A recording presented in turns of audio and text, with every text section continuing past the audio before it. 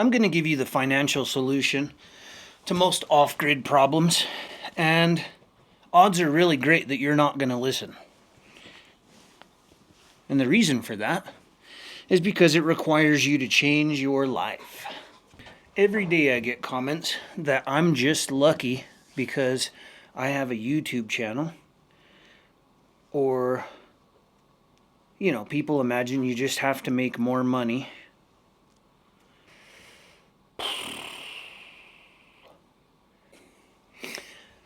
I often get comments that people imagine they just need to make more money, or they blame my success on the fact that I got lucky to have YouTube, or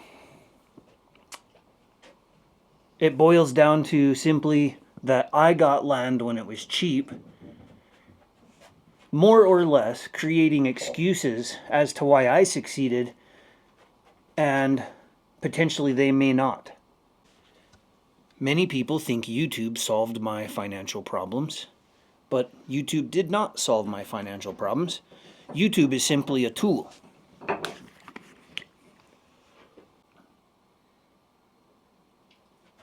If you look at YouTube influencers, they rely mostly on AdSense. If you look at their website, if they have one at all, they often don't have a mailing list. They don't offer any kind of products, resources, or tools.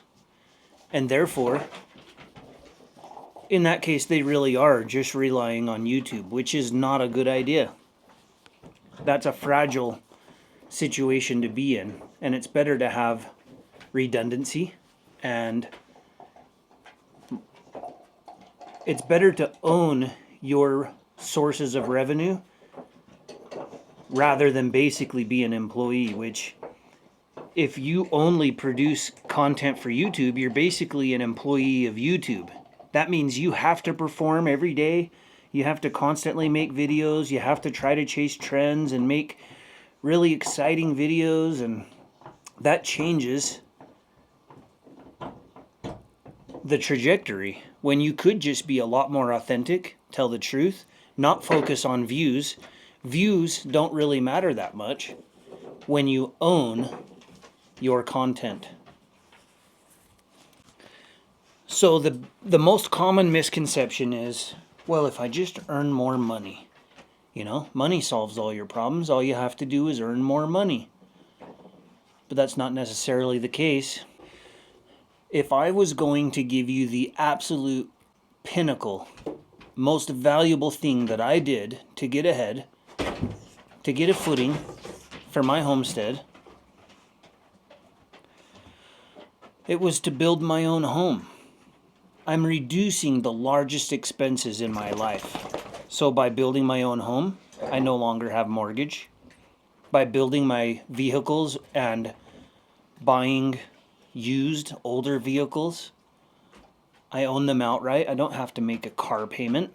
Those two are absolutely enormous. Most Americans have those payments, and that's what's preventing them from saving money and investing and getting ahead. Of course, there's also food, so offsetting those costs. Utilities can be offset. Of course, there's a big investment up front for solar and things like that. But by removing the largest expenses in your life and living within your means, you can start to carve out wealth, even if you work a minimum wage job. Just a really quick example to make that easy to grasp. Imagine a guy working at McDonald's. Maybe he's making $10 an hour. And there's another guy making $50 an hour. The guy that makes $50 an hour has a $3,000 mortgage, a $700 truck payment. He likes to have real nice clothes, and they go out to eat often. At the end of the day, there's no money left. In fact, he's even extending his credit just to get by every month. While you've got a guy who's making $10 an hour, living in a cheap apartment, not buying anything flashy, rarely eats out at all, and is able to save 25% of his income. Do you realize that 25% of $10 an hour is a whole lot more than 0% of $50 an hour? So the part that I got mocked for the most, oh, that's some crappy land. That land is less desirable. That land is worthless. That land was one of the best decisions I ever made. I paid $1,800 for 2.5 acres that I own outright for the rest of my life.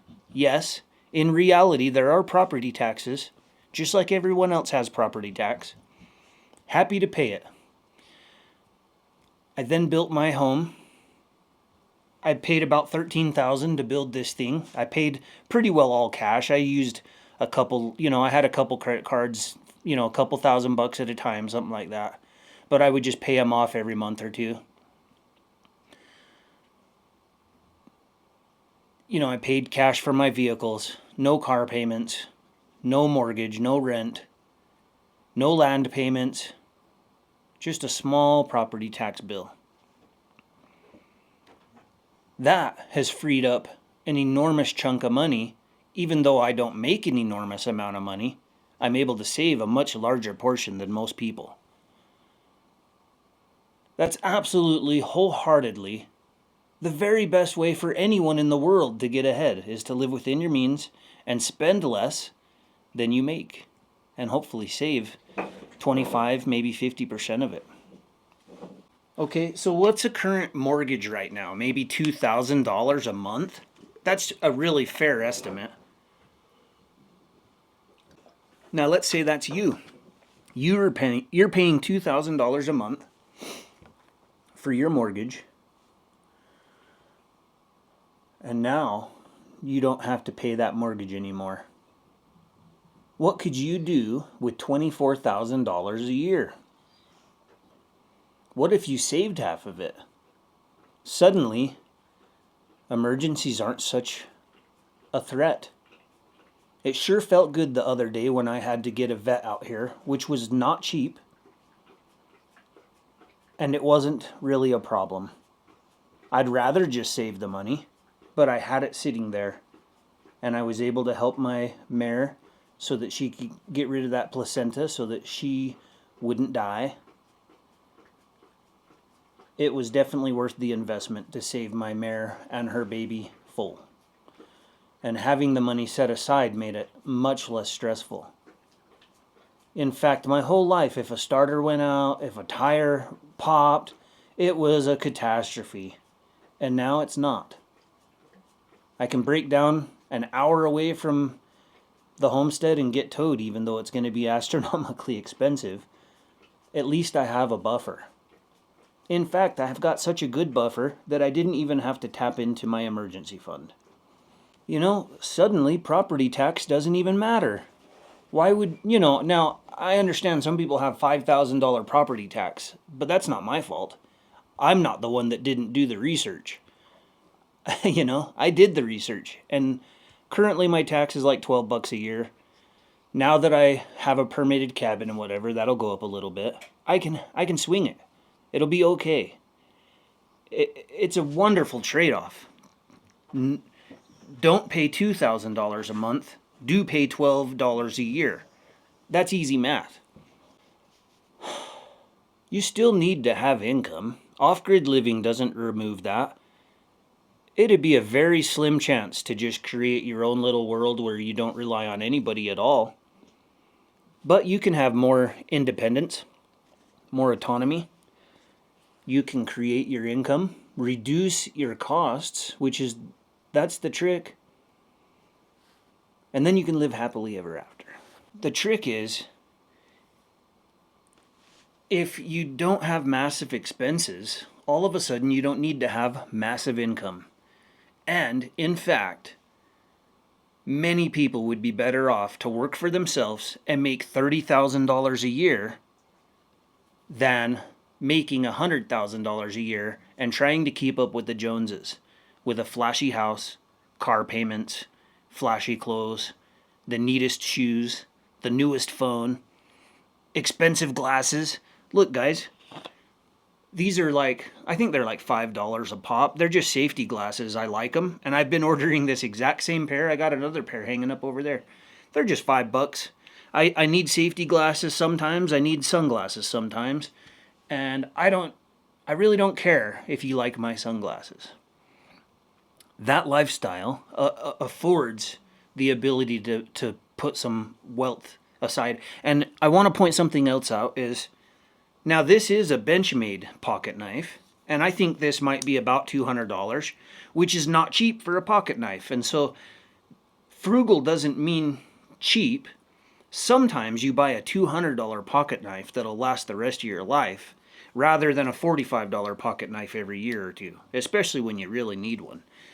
Boots is another example. I've got boots that are probably a couple $100 a pop, but they're going to last me the rest of my life pretty well. You can have them resold. They'll last forever. So sometimes it makes sense to spend a little bit of money when it's going to save you money in the long term.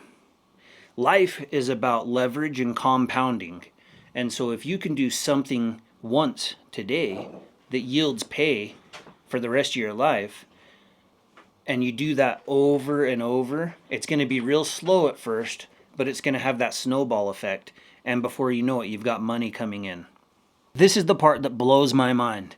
I literally laid out the map just now. This is how to do it. This is the solution. And most people will say, yeah, and move on.